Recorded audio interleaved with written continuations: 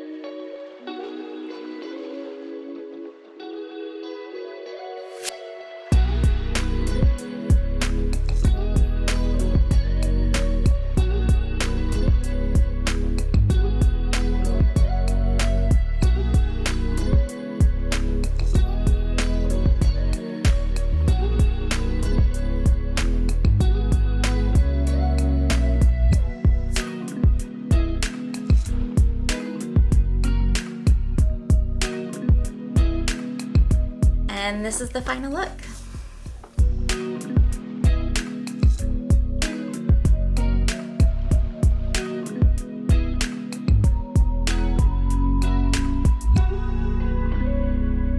I hope you enjoyed this look. Thank you for watching this tutorial. Until next time, bye!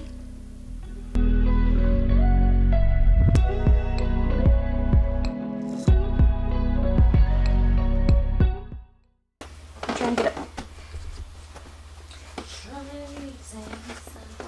Hi!